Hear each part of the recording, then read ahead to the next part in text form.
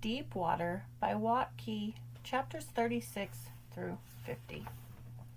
As sunlight crept over the room, I hung my head over the edge of the top bunk and watched Shane's face, waiting for him to wake. After my night of terrible visions, I desperately wanted to hear his voice. "Shane," I finally said. He opened his eyes. "Let's go make the SOS sign," I said. "Okay," he said. We went downstairs to locate some paint. We found 3 spray cans of orange Rust-Oleum in the storage room and took them back up to the helipad. We started at opposite ends of the pad and made our SOS signal. Each letter was nearly 15 feet tall, and we figured a plane or helicopter could see it from miles away. I felt better once we had the SOS sign working for us. For added measure, we also got the flares from the lifeboats and brought them up to our bedroom. If by chance we happened to see a passing plane or ship, it would be good to have them centrally located. So far, all of our exploration had been focused on the rooms on the outside edges of the rig.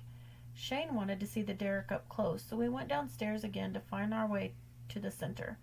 We exited the rear door of the generator room and emerged with the derrick looming 100 feet overhead.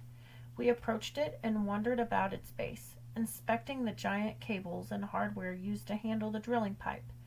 After a moment, we got up the nerve to step beneath it and peer down through the drilling hole at the waves below. Wind came from under the platform and up through the opening to blow across our faces. "I wonder if there's still a hole down there," Shane said. I backed away. "Come on," I said. "I'm done hauling you out of the water." Shane followed me and looked up at the derrick. A steel ladder was welded to the support beams in staggered 20-foot sections. Each section was connected with a narrow platform that seemed designed for a climber to stop and rest. "How'd you like to have to climb that thing?" I said. The backdrop of passing clouds against the tower made it appear to sway in a way that made me dizzy. "I wouldn't," he said. We wandered about the drilling area, picking up old tools and kicking at bits of trash left behind years ago. We didn't find anything we thought was helpful, so we eventually returned to our room upstairs. We ate a quick snack before Shane went to look for fishing equipment, and I set about cleaning up, determined to rid our space of 5 years of dust and grime. I put on some rubber gloves I'd found in the kitchen, got an old towel, and attempted to wipe some of the mildew off the furniture and the walls with Clorox and water. I was able to remove some of it, but most especially around the ceiling and the floor was too thick, and it hurt my hands to apply much pressure. But just the little bit I was able to do made the place feel cleaner. An hour later, Shane returned with a fishing rod and tackle box that he'd found in a utility closet on the other side of the rig. We took the equipment to the mooring platform and cast a spinnerbait. A large fish flashed through the water and attacked it immediately. Shane tried to reel it up, but the weight broke it off. "This fishing line's too old and brittle," he said. I recalled watching shark fishermen on the public pier in Gulf Shores and how they hoisted their catch. "Got an idea," I said. I found a laundry basket and had Shane tie the winch rope to it in a way that we could drop it to the water. The next fish we caught he pulled into the basket and I winched it up from above. In a moment we had a 30-pound Jack Crevalle flipping about on the platform. Shane and I gave each other a high five to celebrate the teamwork. Jacks are especially bloody fish, and I didn't want to eat it raw. I sent Shane to get matches from one of the lifeboats, a large pot and a grill from the galley, and some paper to burn. Meanwhile, I used my dive knife to clean the fish. When Shane returned, I had several fillets on a plastic tarp before me, and my cloth gloves were ruined with blood. We made a fire in the pot and laid the strips on the grill. As the paper burned, it floated up and stuck to the fish, and soon the meat was covered in black ash. It was clear that our grill wasn't going to work without wood or charcoal. "We can break up some furniture and burn it," Shane said. "How many matches do we have?" I asked. "I found about 20 in one of the boats. There's probably that many in the other one." I cut away a sliver of meat and brushed the ash off with my glove. 40 matches won't last us long anyway," I said. "I'm sure there's a cigarette lighter or something around here." "Maybe," I said. "Maybe not. Then we need lighter fluid." I held the glistening, bloody sliver up before my face. "That's nasty," Shane said. "Here goes," I said. He watched with a disgusted look on his face as I lowered the meat onto my tongue. I chewed slowly and let the strong, coppery taste of fish blood fill my mouth. Then I closed my eyes and swallowed quickly. "How is it?" Shane asked. I opened my eyes. "Not great," I said, "but not too bad." Shane ate a sliver and agreed that it wasn't good, but it wasn't the worst thing he'd ever eaten, and it seemed more practical than trying to build a fire every time we wanted to have meat. I grabbed some shop towels from the storage room, and we both ate more of the raw Jack Crevalle, wiping the blood from the edges of our mouths. When we'd had our fill, we tossed the rest of the fish overboard, since there was no way to keep it from spoiling. Then I threw my gloves over the railing after them. I'd get more from the storage room on the way back upstairs. Over the next few days, we continued to explore the rig, hoping to find more water, better food, and some means of communication with the outside world. Shane eventually found the tank for the rig's supply of fresh water. It was drained and empty. That got us thinking about having something to drink once the bottled water was gone. We gathered all the pots and pans we could out of the galley and placed them outside to collect rainwater. Then we got all of the bottled waters we could find from the lifeboats and scattered throughout the rig and carried them to our room and inventoried them. We counted 180 20-ounce bottles. It sounded like a lot, but if we limited ourselves to just 3 bottles each per day, that was only about a month's worth. And the way things were looking, it was likely we'd be on the rig at least that long. Water didn't worry me. It was lack of food and no hope of rescue that fueled my nightmares and kept me up at night. Most of the food we found was spoiled, and without power we couldn't get any of the electronics working. We identified several generators throughout the rig, but even if the engines had remnants of fuel in them, they were giant and complicated and intimidating. We thought about the Deepwater Horizon disaster and feared that we'd start a fire if we tampered with any of it. After a week, it seemed we'd been through every part of the rig, and we were no closer to finding a way off. I found a calendar in one of the offices and brought it back to our bedroom. I hung it on the wall and marked off the days we'd been gone. Since the calendar was 5 years old, the exact days didn't match, but it gave me some sense of passing time. We used the restroom outside and over the edge of the walkways. There wasn't enough water to waste on showers, so I had to get used to the parched feel and sour smell of dried sweat on my skin. My hair was stiff and salty and felt like a dirty mop on my head. I could get past the thought of using someone else's old toothbrush, but I felt foolish wasting water on my teeth too. I got an old stick of Axe deodorant from one of the medicine cabinets and occasionally wiped my underarms with it just to feel a little clean. In addition to nightmares and bouts of depression, we fought boredom. In the recreation room, we found a cabinet with DVDs, decks of cards, and checkers. It was hard for me to handle cards, so Shane and I spent a lot of time playing checkers and talking. We had nothing better to do, and after all we'd been through, sharing personal things wasn't a big deal. "I'm not going to worry about my parents anymore," I said to him one day. "What's wrong with them?" "I don't know. I don't think they even know. They're just not happy." "Were they happy before the divorce?" "I thought so. It all happened so fast. I always thought it was because of Dad and the stupid Malzahn tanks. Now I think it had to have been a lot more than that. There must be stuff I don't know about. Sometimes people just end up not liking each other, like my parents. Dad's frustrating, but there's no way not to like him, and I know he still loves Mom. Maybe she doesn't love him." "She does, but she can't admit it. She's stubborn like that." Shane watched me and didn't answer, but I know that I can't make them happy. They're going to have to figure it out.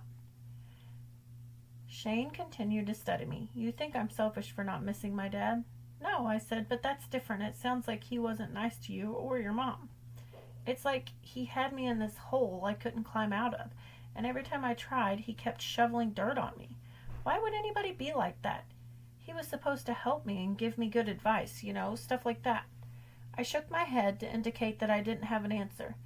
"I used to be really mad about going to boarding school," he said, "like my parents were just throwing me away." "But you're not now?" He shook his head. "No," he said, "I can start over with people I don't know. You've already got a lot going for you. I'm pretty good at sports." "You're good at a lot of things." Shane smiled to himself and moved a game piece. "Don't let it go to your head," I said. "You need a haircut." He looked at me. "Why don't you cut it for me?" I held up my hands. "Oh, yeah," he said. "But when they're better," I continued, "that'll be the first thing I do." I didn't really want to cut his hair. His long hair was part of the Shane I'd come to know. "I'll write you," I said, "at your new school. It's not like I won't come home."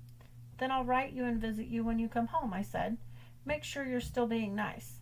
Shane looked down at the board and frowned. "Will you stop with that?" he said. "Yeah," I said. "I was just kidding." He looked up at me again and smiled weakly. I was sorry for what I said. "Hopefully we'll get back before school starts," I said. "But what if we don't?" I shook my head. "I don't know." "What if we have to spend the winter here?" I didn't answer. I'd thought about it, but it depressed me too much to discuss. "Think how cold it's going to get," Shane said. "Let's don't talk about it," I answered. We continued to eat the survival rations from the lifeboats and watch our supply of food slowly dwindle. I knew we could catch fish again, and we needed to, but I was putting it off as long as possible. It was a lot of work, and the thought of eating more bloody Jack Crevalle made me queasy.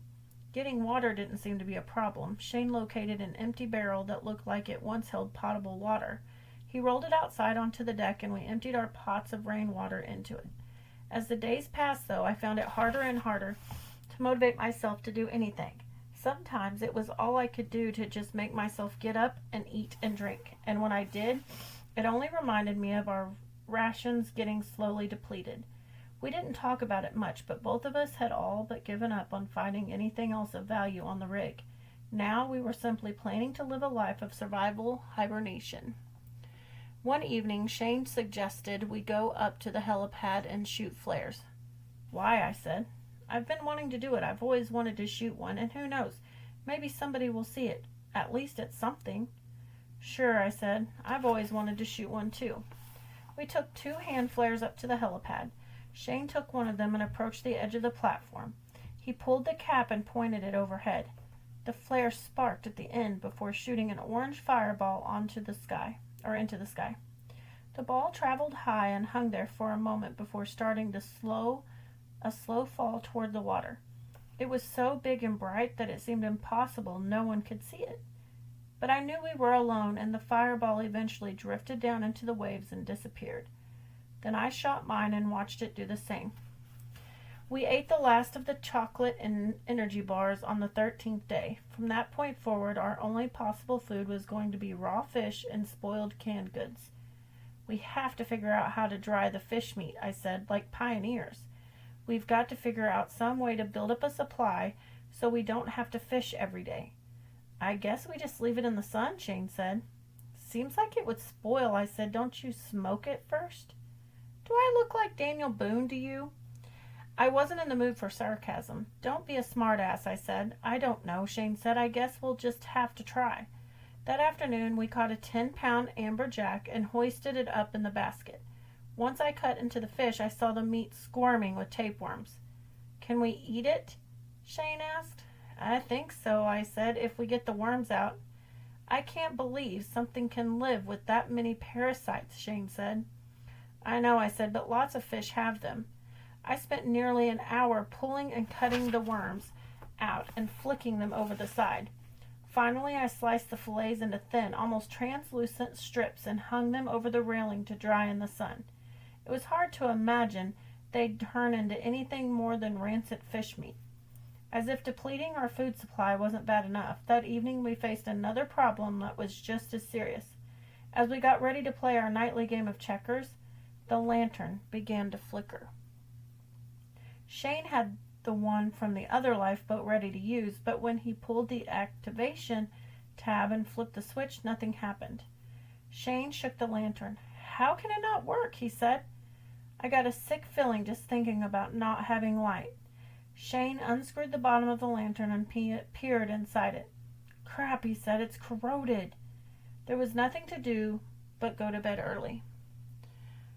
Our first night without any light was the longest we'd faced. Between bad dreams, I lay on my back staring into the grainy darkness and checking my watch. I thought it would never end. When daylight finally crept across the bedroom floor, Shane and I got up and used the last bit of lantern power to prepare for the dark nights ahead. We tied ropes together and strung them from the top of the stairwell down to the outside of the storage room so that we could find our way downstairs. Then we did the same up to the third level and out to the helipad. We got the remaining matches from the lifeboats and placed a few in the bedroom and the rest in the storage room for emergency purposes. By the time we were done, the lantern gave off nothing more than a faint orange glow. We shut it off to be used in an emergency only. That afternoon, we checked on the fish meat. It was stiffened, let up like cardboard. I bent close and smelled it. Not bad, I said. Actually smells better than when it was raw. Well, there's no flies to get on it, he said, and no birds to steal it. Shane lifted a piece off the railing and bit into it. He looked at me while he chewed. It's better, he said. I think this is going to work. I took the meat from him and tasted it. It was definitely less fishy tasting, but it was still a little slimy and bloody. Needs to dry more, I said, but yeah, it's better. It seemed we had the worst of our problems figured out. We had a way to gather water, a plan to stockpile food, and a system to overcome navigating the rig in darkness. Now all we had to do was wait for someone to find us. But there was an even bigger problem we'd never considered. A problem that had been haunting us all along. We'd been on the rig 3 weeks when Shane began to cough. At first, we didn't take it seriously. But after 2 more days, the cough grew deep and raspy and became weak and he became weak and pale. He didn't feel like getting out of bed or eating. It's probably just a cold, I told him. Shane agreed, but even then I don't think either of us really believed it. It didn't make sense catching a cold when there was no one to catch it from. I gave him ibuprofen and some cough syrup I found in a medicine cabinet, but it didn't seem to help. Do you think I've got the flu or something, he asked. I don't know, I said. I think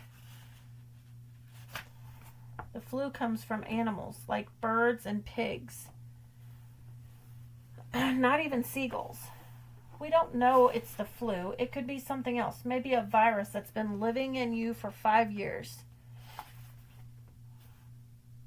I'll bet it gets bored, Shane said, smiling at his joke. And tired of the food, I said, laughing. Shane chuckled and sighed. Neither of us spoke for a moment. You think we could make it a year or two? He finally said. I thought about it and nodded. We could, but I think I might go crazy. It might be like our lives have just stopped. All the school we'd miss, everybody getting older and forgetting about us. Somebody has to come, I said. Shane nodded, but I sensed he didn't believe my words any more than I did. Over the next week, Shane's condition didn't improve. The only thing that made him feel better was sitting outside, breathing the fresh air and feeling the breezes on his face. Each day I helped him take a blanket, a pillow, and water upstairs and onto the lookout where part of the rig extended about 10 feet overhead. This small roof created shelter from the sun, but it wasn't enough to keep rain from blowing in. I tied one of the emergency blankets to the railing to help keep him dry during afternoon squalls. I kept the water pots emptied into the barrels and tried to fish some. Without Shane to help me, I couldn't use the basket, and most of what I caught broke the line. Sometimes I managed to reel up a small bluefish or a lane snapper, and these were more than enough for what we needed, especially with Shane's loss of appetite. When I sat there next to him, it felt like there was nothing left to say, but occasionally we still found small thoughts of pieces of our lives that we shared. I've been thinking about Mom, he said to me one day. What about her? About what a pain my dad and I both were. I didn't respond. I wonder if she still loves me. Of course she does. I think she's got a boyfriend, he said. What? I caught her talking on her phone once outside the back door. She was whispering and acted really weird when she saw me. What was she saying? I couldn't really tell. Is she gone a lot, I asked. Yeah, all the time. Do you think your dad knew? Maybe. He didn't act like it, but he never seems to care what she did. I didn't respond. I wonder if she's with her boyfriend, Shane continued. I hope she is. Especially now. Maybe you'll meet him when you get home. Yeah, Shane said. When I get home. Each morning I marked off another date on the calendar and helped Shane carry his things upstairs to the lookout. I checked on him throughout the day, bringing him new magazines, water, and fish. Sometimes I was able to convince him to eat something, but mostly he just wanted to sit there and stare over the rig. This left me alone for hours at a time, lying in our bedroom, mostly sleeping. Sleep during the day was the only thing that really brought me any peace. I didn't have so many nightmares, and it seemed to be the only time that I could close my eyes and dream my way off our island prison. Day 31, I was alone, reading in my bed when I coughed. The sudden impulse and sound of it froze me. After a moment, I made myself cough again and felt a scratchy feeling in my throat. I put my book down and sat up and let the dead silence of the rig press in on me. I've got it. And it wasn't until then that I knew what we were up against. It had been living on the rig all along. I looked up at the sagging stained ceiling tiles of our bedroom and studied the black splotches creeping around the edges. I looked at the baseboards and the door jambs. The black stains seemed to appear everywhere, like more had seeped in and spread during the night. I thought about the rig, closed up and warm and damp for so many years. I made my way upstairs onto the lookout and sat down next to Shane. He smiled at me through his woozy fog of boredom. I stared over the rusty steel and peeling paint of the rig. Suddenly, it all looked diseased. "It's the air in there," I said. "It's mold making us sick." "What do you mean?" "I've got it too." "Mold?" I looked at him and nodded. I coughed. I felt it. "But we opened the windows," he said. "We let the fresh air in. You cleaned. It's not enough. We had it in the dive shop after Hurricane Katrina flooded the building. I remember a scratchy feeling in my throat, my eyes watering. We had to take out the walls and remove all the insulation to get rid of it." Shane looked away. It seemed like he was trying to think of something to say, some way to argue with me, but there was no argument. "Stay out here with me," he said. "It helps." "We can't live out here." "Just until we feel better," he said finally. "I don't think we're going to get better," I said. "The stuff's alive inside us," I said, "all in our throats and chests. We've been breathing it in for weeks." "What do you think it does?" "I don't know, and I don't know how to get rid of it, but we can't sleep inside there anymore." "We can make a tent outside the storage room," Shane continued. "There's a big area of covered space down there. At least with the bedroom, I sort of remembered what it was like to live in a real house. Now we have to make a tent on a hard steel floor. What about when winter comes? What about the storms? Maybe mold's not down in the storage room." I sighed. "Maybe not." We sat there without speaking for a while, watching the giant cloud shadows move across the sky. I remembered my nightmarish thoughts of being starved, then dead and picked up by seagulls. "When do we give up, Julie?" he said. "I don't know," I said. "Maybe you can't even if you want to." We moved 2 mattresses down to a small alcove outside the storage room. Shane barely had the energy to help, but there was no way I could have done it without him. It was on that same day that I stopped marking the calendar. The days continued to pass. Occasionally I got up and fished and put more meat out to dry on the railing, but most of the time we spent simply lying on the mattresses, doing nothing, saying nothing. Now, not only were the nights long, but the days were too, as we watched the squalls prowl over the Gulf and the cloud shadows and schools of feeding fish. The rest of the world was going on 100 miles away, like it had given us up for dead and forgotten us. Sometimes the rain swept over us. Our new bedroom offered enough cover overhead to keep it from blowing in, but water still ran across the steel floor and wicked up into our mattress. I eventually wrapped them in plastic tarps, which kept them dry, but also made them hot and uncomfortable.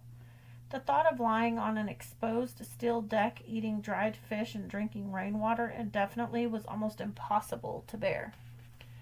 At first, it looked like nothing more than another afternoon squall, grumbling and flickering far away to the west. But after a while, the bruised line of clouds began to consume the entire horizon, and soon it was obvious that we were watching the approach of a storm that was bigger than any we'd seen, and it appeared we were directly in its path. I emptied all the pots into the water barrel and repositioned them near the edge of the railing. Not a moment later, the rig fell.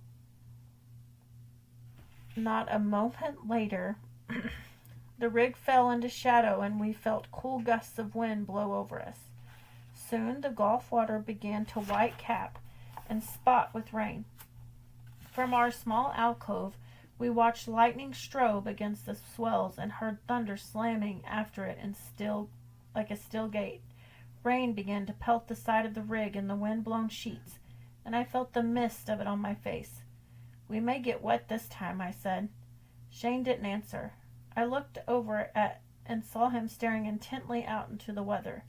I searched for what he was looking at, and it only took me a moment to see it. Through the haze of gray was a giant wavering cone of darkness dropping out of the clouds and drilling the surface of the water into a white froth. Then I heard it rumbling like a train, vibrating the still beneath me. "Holy crap," Shane muttered. "Water spout," I yelled. Shane was already starting to stand. "Get inside," he said. I stood and grabbed his arm and shoved him into the storage room. I slammed the door behind us and locked it. Then I held on to him in the inky darkness as he felt his way along the guide rope. In a moment we came to the stairs. Shane sat down and I sat beside him and grabbed and squeezed his hand. We felt the rig shaking and creaking and groaning, and we heard the howl and shriek of the water spout as it tried to twist and tear the structure to pieces. "Holy crap," Shane said again. Something loud crashed outside like a part of the structure had toppled over. There was clattering and banging all around us. I was too terrified to move or speak. We stayed there squeezed together in the stairwell for what seemed like 10 minutes, but what was probably only 30 seconds. Then suddenly, there was no more howling and shrieking. We listened to the water spout as it rumbled off to the east, and the only sound was that of the wind and rain pelting the outside walls again. "I think it's gone," I said. "You think it hit the rig?" Shane asked. "If it didn't, then it had to have brushed it," I said. "You could feel this whole thing shaking." "Come on," Shane said. "Let's go look outside." We made our way back to the door, unlocked it, and stepped into the alcove. It was almost night, and I could barely see. The first thing I noticed was that the mattresses were gone. Then I realized the deck was completely clean, like we'd never been there. "No!" I cried. I rushed out into the rain and looked down to where our water pots had been.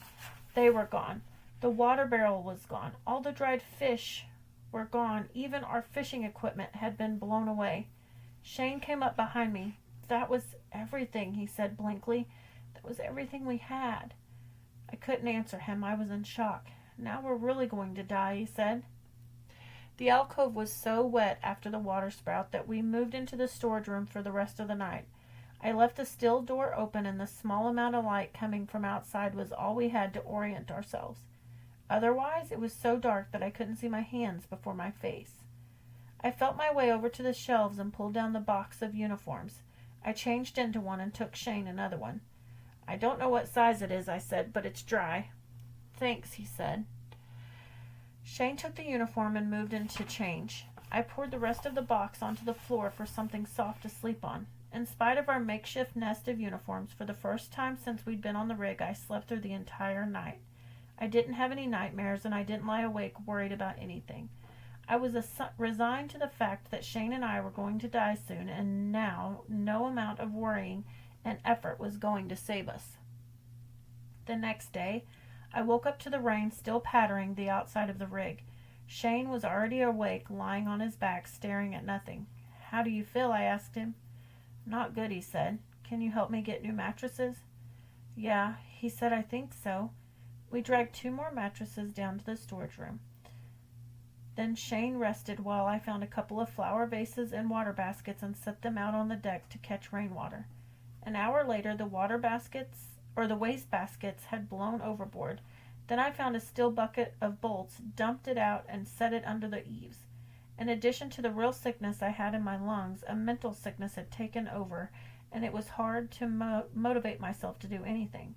For a while I stood in the rain watching the containers catching drips of rainwater until still in disbelief that our luck could be so bad. Finally, I went and lay down next to Shane. That afternoon I began to feel pangs of hunger, and I knew I couldn't just lie there and starve. "Where'd you find the fishing equipment?" I asked Shane. "Maybe there's more." He sat up slowly. "That was it," he said. "But there's some fishing stuff in the lifeboats. It's not much, but it's something." The lifeboats were tricky to get in and out of because of my injured hand. hands. Shane had always considered it his job to get anything out of them. You think you can do it? I asked him. Shane sighed. Yeah, he said, I think so. Shane climbed into both lifeboats and brought out the fishing kits. They were nothing more than 2 packages of monofilament line, a couple of hooks, 4 lures, 2 weights, and a plastic winder. It was the bare basics needed to catch a fish. I stared at the packages doubtfully. This might work for a couple days, I said. Maybe. It says there's only 12 feet of line in each kit, Shane said. We'll have to tie the line to the end of a rope or something. I closed my eyes and rubbed them. I said, if we had a decent light, I'd go back into the galley and search through everything.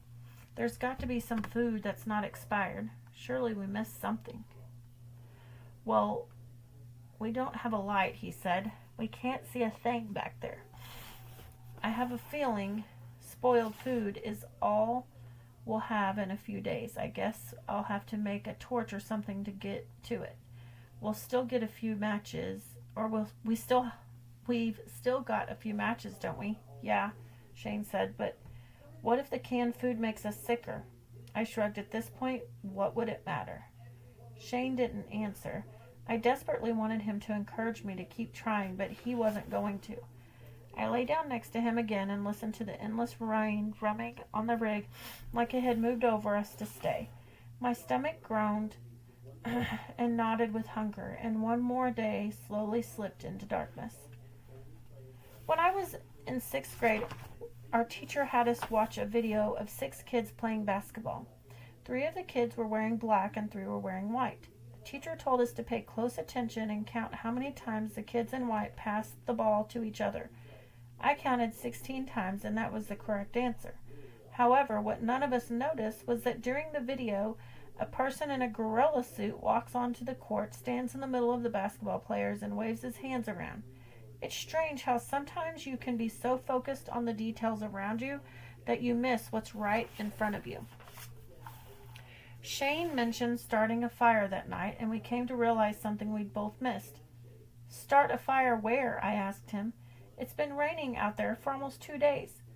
We could do it in here in a bucket or something. I'd just feel better if we had some light. Do what you want, I said. It's just so dark I think I'm going crazy. The light on the derrick is probably still going, I said. It must have a battery and a solar charger. I wish there was some way to get it and bring it down. Shane didn't speak right away. Then in a strange, contemplative way he said, The derrick? Yeah, I said, even that red light would be better than nothing. That's it, he said, with rising excitement. It's the derrick. I tried to look at him through the darkness, but there was only black, nothing before me. What are you talking about? It was right there all along, Julie. The light on top of the derrick is our way out. How? It's got to stay on. If we took out that light, they'd have to come replace it. It's the law. Dad had a plane, and he talked about hazard beacons. They're all monitored. You mean we have to get up there and break it? Right. After all we've been through, it was hard for me to believe anything so simple, and it only took me a moment of consideration before I saw how impossible it was. But you're sick and my hands are worthless. I have to, he said. It's my turn to do something. You can barely stand. We're dead if I don't. I might be able to, I said. No way, he said. You have trouble just climbing onto the lifeboats. I knew he was right. Even if you can get up there, it just can't be that simple. It is, Shane said. I had never heard him sound so confident. Okay, I said. Tomorrow, after it stops raining, you can try. No, he said.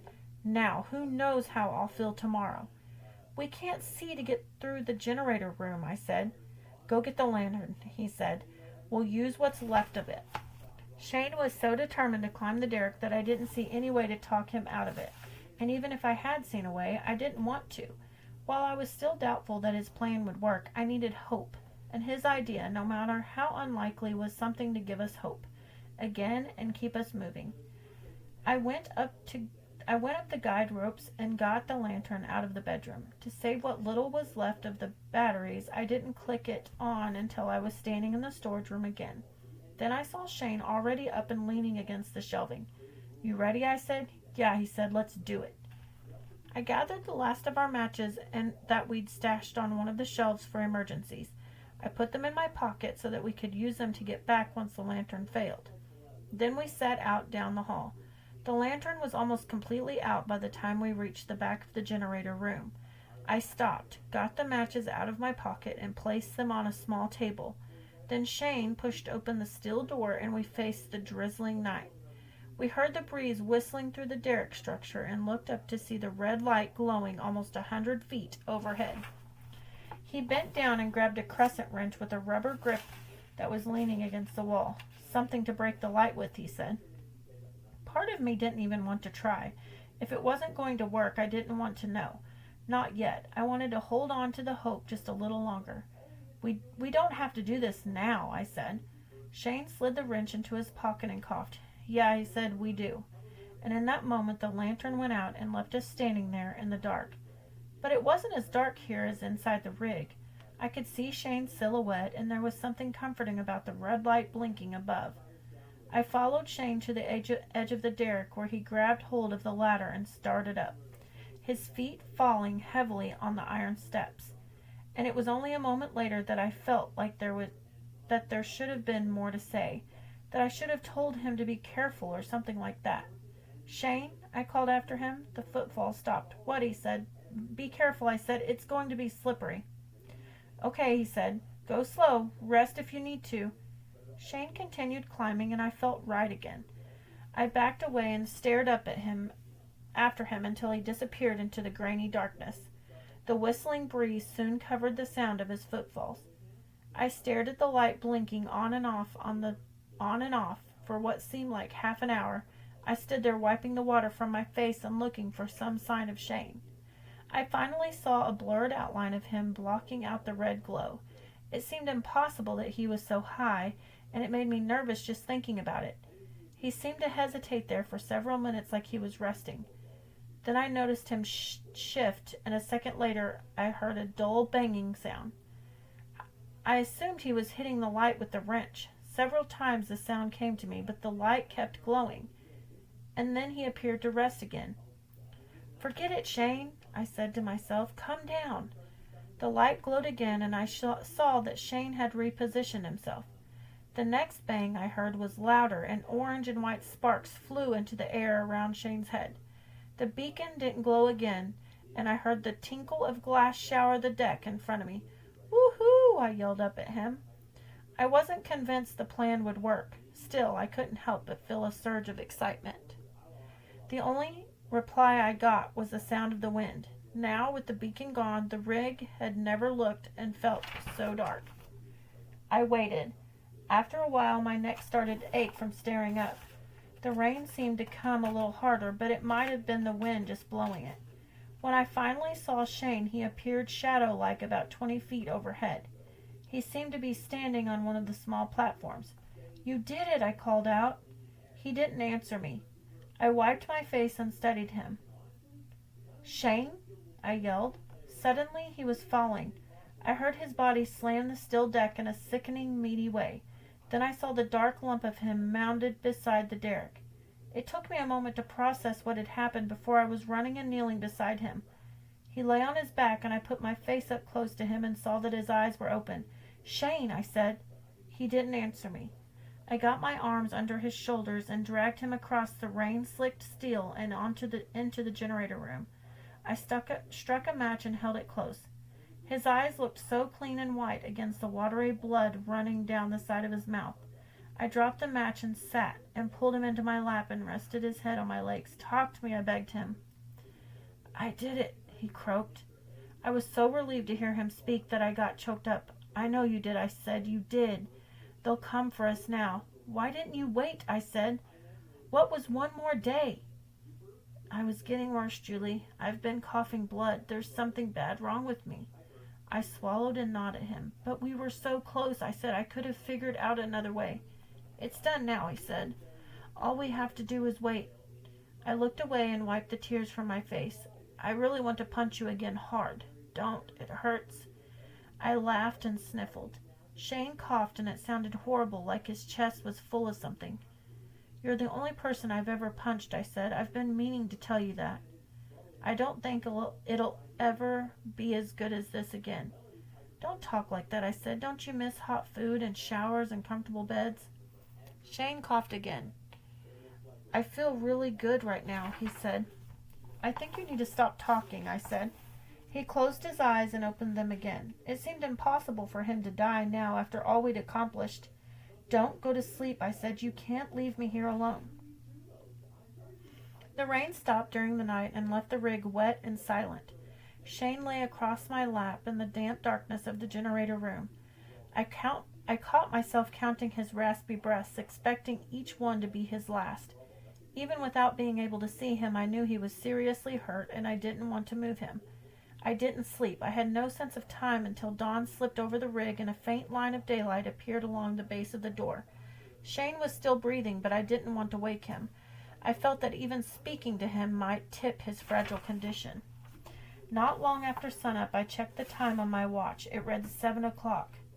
Julie, I heard him say. Yes. Where are we? He said. We're in the generator room. Why? Because you fell. He was quiet for a moment, like he was thinking about it all. I broke the light, he said. Yeah, I said. Are you okay? Yes, I said. Shane coughed, and it sounded horrible. Nobody came, he said. It was just last night. Please stop talking. You have to go up to the helicopter pad. You have to wait. I didn't answer. Julie? I know, I said. I couldn't imagine dying alone in such a place. I would have never wanted Shane to leave me if I were in his position. Prop the door open for me, he said, so I can see. I'm going to have to get out from under you. Okay, he said, just go slow. I eased out from under him and lowered his head to the floor. Then I got up and opened the door, and daylight fell across the room. I propped the door open with a broom handle and turned back to him. The blood was dried around the edges of his mouth, and his chest was rising and falling heavily like it was working against something. I saw a tarp lying next to the wall and put it under his head for a pillow. I knew it was going to be hard to find my way through the generator room once I left him, and it might be a while before I returned. Don't try to move, I said. I'll be back as soon as I can. I'll bring water. Shane nodded to me, and I turned to go. The truth was, I didn't know how I could return once I used up the matches, but I was fairly certain it wasn't going to matter anyway. I slowly made my way through the generator room, one match at a time. I knelt and struck each one on the floor, then made about 20 slow, careful steps before it burned to the tip of my glove and I had to drop it. By the time I reached the stairs, I had used all but 2. I followed the guide rope to get up to the helipad. Then I sat in the middle of the SOS and pulled my legs up and rested my forehead on my knees. I had no hope that Shane's plan was going to work. The horrible truth was that part of me was relieved not to be with him. I didn't want a person dying in my lap down in that damp, dark, still room. I kept reminding myself that it was Shane who wanted me to leave, but really I wanted it too. Horror, that was the only word that kept coming to mind. Shane dying, being left alone to starve on the rig with the wind whistling through the cold still and the Gulf swells slurping through the beams below. It was a horror that paralyzed me. It was afternoon when I heard the thrumming of propeller blades in the distance. For a while I didn't look up. When I did, I saw the small black speck of the helicopter moving toward me. Soon it was hovering overhead, and the force of its rotors threatened to bowl me over. I saw the pilot studying me curiously and faintly got the sense he was waiting for me to move. I didn't, and he finally set the helicopter down at the edge of the pad. A side door slid open, and a man in blue work pants and a polo shirt ducked out and hurried low in my direction. "Who are you?" he yelled. "Julie Sims," I said. He shook his head that he couldn't hear me. Then he grabbed my arm and tugged it slightly, as if questioning if I could stand. I stood, and he walked with me down the stairs and started to lead me inside. I pulled away from him before he could get me through the door. When he looked at me, I shook my head. He frowned and leaned close to my ear. "What are you doing here?" "I floated here," I said. I heard the rotors starting to slow. Are you by yourself?" he asked. I shook my head. "No, I said my friend's with me." His name was Jim. He was trim and clean cut like someone in the military. Well, We waited for the noise of the helicopter to die down. He held onto my arm like he was worried I was going to run off. Meanwhile, 2 other rig workers got out of the helicopter and approached us, looking at Jim with puzzled expressions. "What's going on, Jim?" one of them asked. I felt weak, like I was about to faint. Jim held up a finger, signaling his co-workers to wait a minute. "Are you okay?" He asked me, "Do you need anything?" I shook my head. "Water? Food?" "No," I said. "I'm fine." Then the pilot walked up and gathered around me with the other 3 men. "Tell us what happened," Jim said to me. I didn't have the energy to go into it all, so I just gave him the basics. "We were scuba diving out of Gulf Shores, Alabama," I said. "We came up and the boat was gone. We floated out here. There were 3 of us. Where are the others?" "One drowned. The other one's down below." "How long have you been here?" About a month," I said. "I don't know exactly. I had a calendar inside." Jim motioned with his chin, and the pilot returned to the helicopter and put it on his headset. He left the door open, and I heard him talking to the Coast Guard, but I couldn't make out what he said. After a moment, he took his headset off again and came back to us, nodding to himself in amazement. "Yep," he said. "They gave up searching for you nearly 3 weeks ago. They can't believe you made it all the way out here. They're sending a chopper." "They need to tell my parents I'm alive," I said. "I'm sure they're doing that right now." "I want to know that they told them." The pilot glanced at Jim, and Jim nodded to him. "Yeah," the pilot said. "I'll go call them back and get verification." "My friend's down there," he said. "He's lying inside the generator room." Jim turned to his coworkers. "Why don't you 2 go check it out?" he said. "I'll stay here with her, then we'll get her home." The men, the rig, all of it was getting blurry. "I'd like to stay until he leaves," I said, "until they get him." Jim nodded considerably. "Okay," he said, "I understand." He studied me closely, then he put his hand on my shoulder and studied me. "You sure you're okay?" I heard the drone of the helicopter and felt myself lying in a cramped space. I opened my eyes and saw Jim and the others sitting forward of me. At first I thought it was a dream, and then I remembered. I sat up, and Jim turned and smiled at me. I noticed they were all wearing headsets. I couldn't speak above the noise, but Jim pointed out the window at a Coast Guard chopper off our left side. Then he opened a bottle of water and handed it to me. He watched me while I drank. Then another man passed a headset back, and Jim put it on my head. "Welcome back," he said. I took another drink, trying to clear my head. "We're about 10 minutes out," he continued. "We're taking you to the Gulf Shores Airport. Your friend's in the Coast Guard chopper. It's continuing on to Brookley Air Force Base, where they'll transfer him to an ambulance." "Will he be okay?" "Honestly, I don't know. They've got him stabilized, but he has some internal bleeding. They have to save him." "They're doing all they can," Jim said. "Do my parents know?" "They're meeting us at the tarmac." "Both of them?" "I assume so. The Coast Guard said parents, plural." It was probably a mistake, I thought. Surely Mom was back in Atlanta. It would be hours before she could make it down, but Dad would be there, his whole goofy self in kayak and khaki and plaid. "Lucky you floated up on that rig," Jim continued. "Why is it like that?" I said. "The rig, I mean. Why is it empty?" "They shut it down when the price of oil got too low. Couldn't make money. There's hundreds of abandoned rigs out there. They say maybe they'll start it up again one day, but I doubt it. I think they say that because it's too expensive to take it down." It made sense, but the idea of such massive waste was hard to understand. "Good thing for you, huh?" Jim chuckled. I nodded. Jim looked out the window again. The Coast Guard chopper was starting to peel off to the northwest. Then he turned back to me. "By the way, did you take out that hazard beacon?" "He did," I said. "My friend did." "That was pretty smart of him." "Yeah," I said. "He's smart." I saw them standing below as we descended to the tarmac, Mom and Dad beside each other holding hands.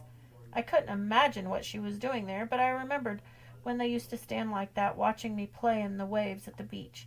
The chopper eased down, and Jim pulled my headset off and helped me from my place on the floor. Then he opened the door and guided me out. Ducking and holding me close against him, in a moment I was in their arms, the 3 of us squeezed together and crying. There was a crowd of recorders snapping pictures. They began asking me questions, but I didn't answer them. Then Dad let go of me and turned to Jim and shook his hand. Jim nodded and pointed to an ambulance parked nearby. 2 paramedics were walking toward us. "Come on, sweetheart," Dad said. "They need to check you out." The reporters seemed worried that I was going to get away from them before I answered their questions. They came closer and held microphones in my face. "Leave her alone," Mom demanded with her lawyer voice. "She doesn't feel like talking right now." To our relief, Jim stepped between us. "I'll take your questions over here," he said. "Let them do what they need to do and go home." The paramedics took me with them to the ambulance and got me to lie on the stretcher inside. They did some tests on me and asked me questions about my health. I took off my gloves and showed them my hands and told them about the cuts on my legs and my scratchy throat from breathing in the mold. They said I needed to go to the hospital to get on antibiotics. Mom and Dad rode with me, one of them on either side of the stretcher holding my arms. "I knew if anybody could make it, you could," Dad said.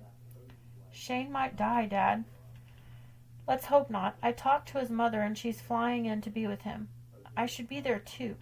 "I think we need to stay out of the doctor's way right now," Dad said. "We never gave hope on you," Mom said. "I can't imagine what you've been through." "Have you been here the whole time?" Mom looked at Dad like they had something to tell me. "Your father's been sick," she said. "What's wrong?" Dad squeezed my hand. "I'm all right now, but that day on the boat I got sick." "The anchor pulled," I said. "I was barely clinging. I should have came up." "It wasn't your fault," he assured me. "After you went down I started having some problems on top. If it wasn't for that, none of this would have happened." I knew that I was about to finally learn the rest of my story. "I don't know if you remember, but I was feeling bad," he said. "It was a little more serious than I figured. After I watched you go down, I must have gone back to the wheelhouse. They say they found me in there, but all I remember is waking up in the hospital with some DKA crap." "Gib?" Mom said, frowning. "It's called diabetic ketosis," she continued. "He went into a coma and almost died. Fortunately, a fisherman saw the cabin door swinging open and stopped to check it out. The anchor pulled and reset itself," Dad said, "probably not 50 feet from the tanks." "But you're okay?" "Heck yeah, I'm okay," Dad said, "now that I got you back." "He's going to be fine," Mom said. "They've got him on a special diet and he's watching his insulin more closely. Isn't that right, Gib?" I detected Mom's motherly tone. It had been a long time since I'd heard any soft feelings in her voice regarding Dad. "That's right, doll," he said, watching it like a hawk, and I hadn't heard him call Mom that in years. I looked at both of them. "Mom, are you staying at our house?" I asked. She didn't answer me. Just then the ambulance pulled into the emergency entrance and stopped. The back doors opened and they began sliding me out. At the hospital, they performed tests and doctored my hands and gave me medicine for mold exposure and malnourishment. It was hours before I was finally taken to a room and left alone. I fell into a deep sleep like my body had died and left my mind trapped in a dark liquid aura of dreamy snapshots that had no end and no beginning, until finally I was back at Fort Morgan, surf casting off the beach. The Gulf waves rolled gently against my toes and seagulls called and dove into shimmering schools of bait fish. But the water was strangely empty of boats, and it dawned on me that maybe I was the only person left on Earth. I turned back to see Mom and Dad lying on blankets under the oak tree.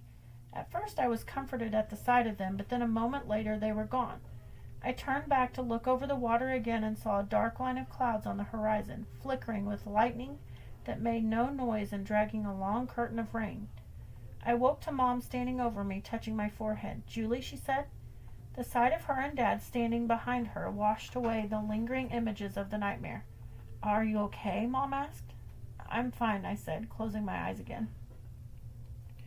The next day the doctor told me I was healthy enough to go home. My lungs would probably eventually clear of the mold, and my hands were healing fine.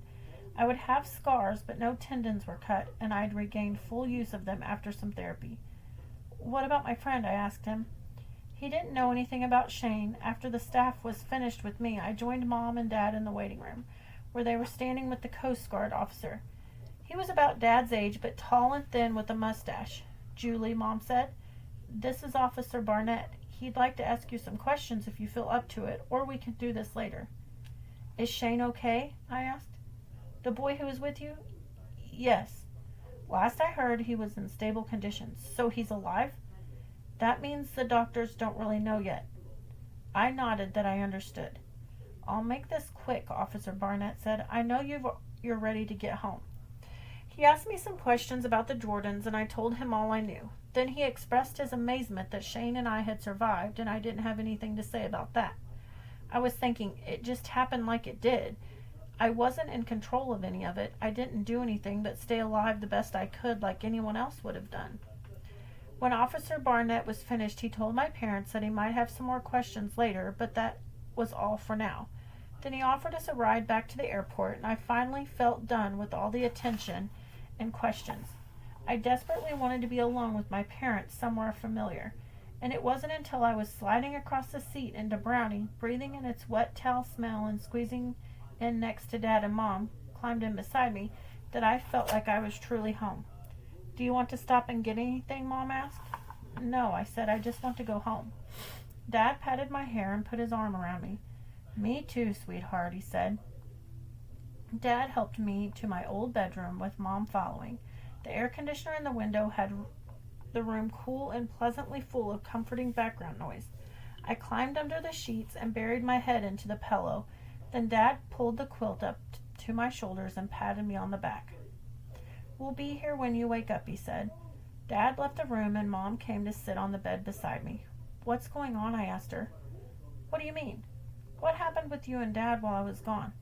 She kept her hand on me but looked away at the window. He's got to take care of himself, Julie, she said. I'm not worrying about all of it anymore, Mom. There's nothing I can do. He says he's going to take his health more seriously. It was never about the tanks, was it? She shook her head. No, it was about me. I think I was jealous. What do you mean?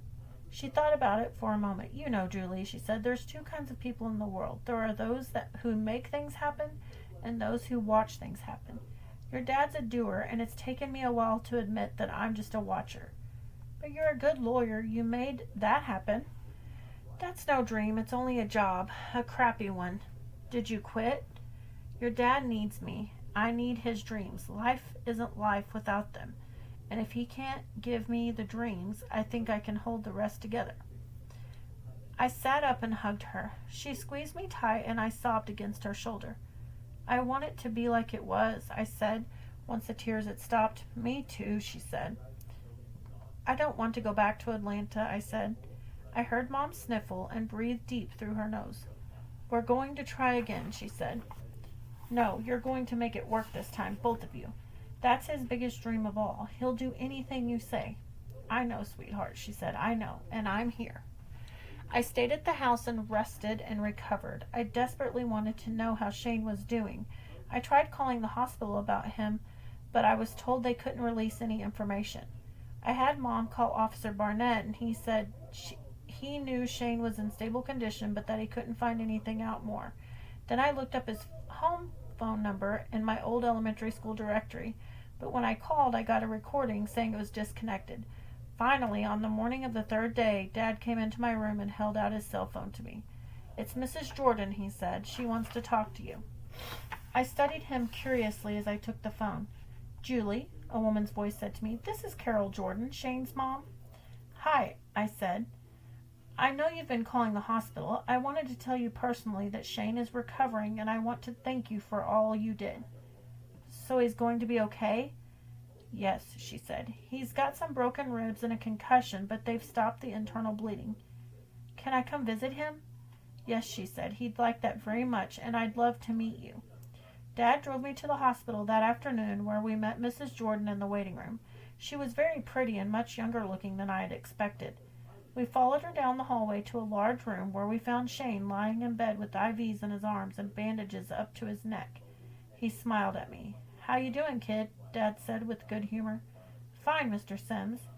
That's good to hear. Thank you for taking care of my girl out there. I'd have died if it weren't for her.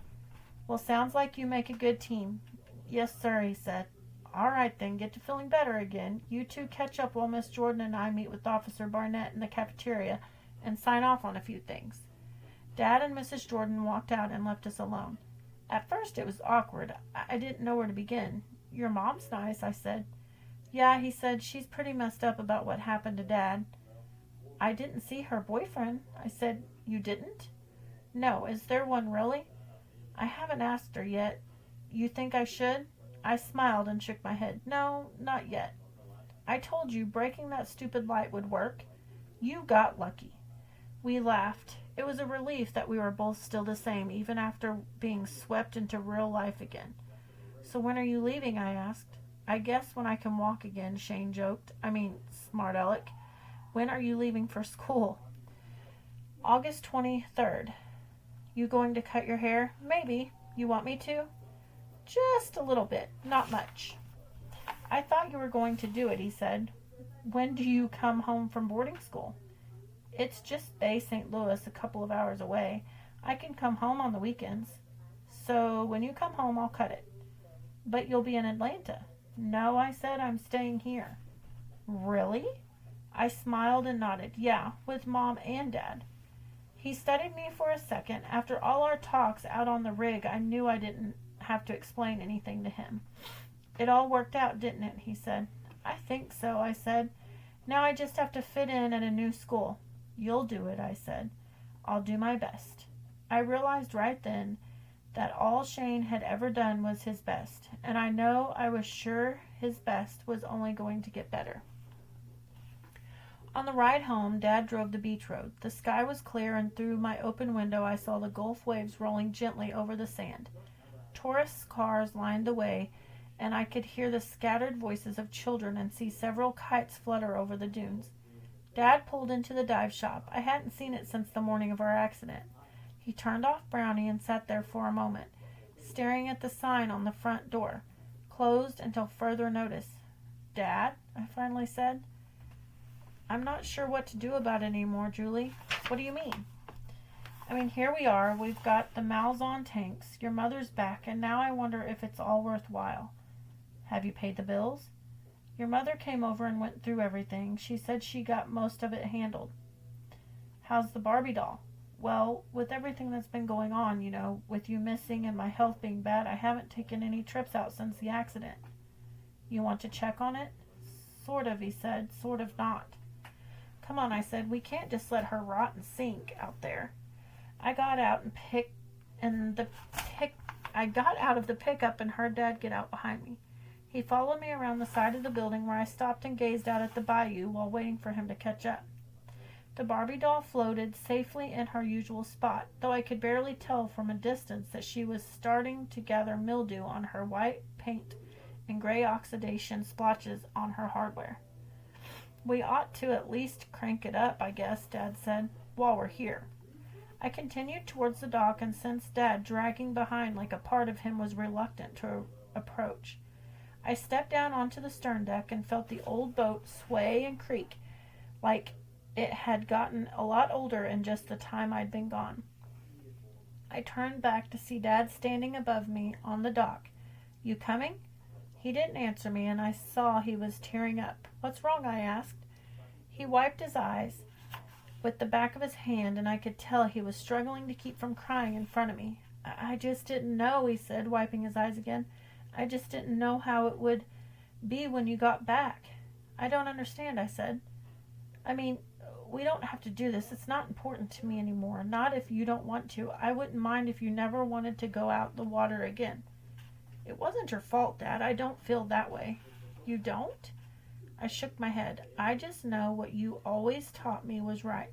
You have to be safe out there, and even that's not always enough. But it's no reason to quit doing what you love. So you'd go out there again?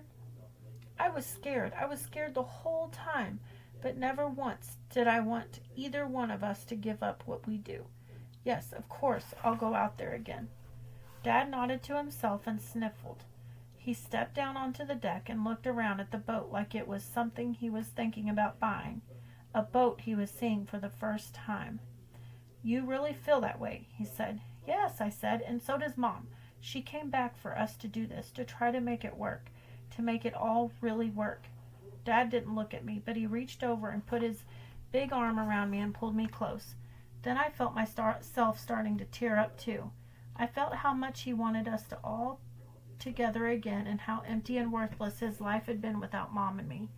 Now I knew why I had fought so hard to survive, both in the water and the rig. I had two people back on land who needed me to come home. He gave me a final squeeze and backed away. All right, he said. Let's get started.